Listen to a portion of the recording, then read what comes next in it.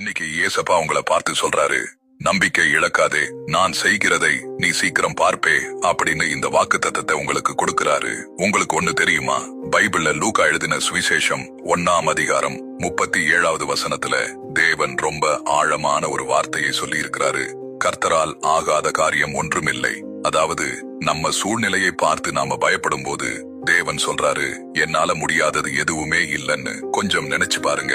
பல வருஷமா ஒரு வேலைக்காக அலைஞ்சு தொடர்ந்து தோல்வி வந்து இனிமேல் நமக்கு வேலையே கிடைக்காதுன்னு ஒரு தம்பி ரொம்ப சோர்ந்து போயிருந்தாரு. அந்த நேரத்துல அவருக்கே தெரியாம தேவன் அவருக்காக ஒரு பெரிய கதவை திறந்து வச்சிருந்தாரு. மனுஷங்க முடியாதுன்னு சொன்ன இடத்துல தேவன் ஒரு பெரிய அற்புதத்தை செஞ்சாரு. அதே மாதிரிதான் இன்னைக்கு நீங்களும் இருக்கலாம். எவ்வளவு நாளா இது இனி நடக்காதுன்னு நினைச்சு கவலைப்படுறீங்க. ஜெபிச்சு ரொம்ப நாள் காத்திருந்து நீங்க சோர்ந்து போயிருக்கலாம் இல்லையா? ஆனா நான் இன்னும் உனக்காக வேலை செஞ்சுகிட்டு தான் இருக்கேன்னு தேவன் இன்னைக்கும் சொல்றாரு.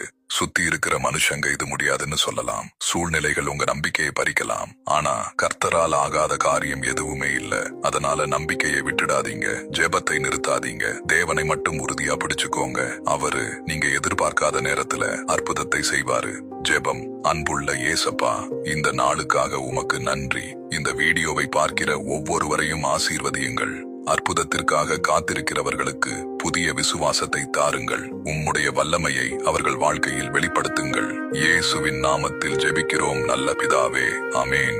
இந்த வசனம் உங்களுக்கானது என்று நீங்கள் நினைத்தால் ஆமேன் என்று காமெண்டில் சொல்லுங்கள். இந்த வசனத்தை யாராவது கேட்க வேண்டும் என்று உங்கள் மனதில் தோன்றினால் அவர்களுக்கும் பகிருங்கள். ஒரு ஷேர் கூட ஒருவருடைய வாழ்க்கையை மாற்ற தேவன் பயன்படுத்தலாம். கர்த்தர் தாமே உங்களை ஆசீர்வதிப்பாராக.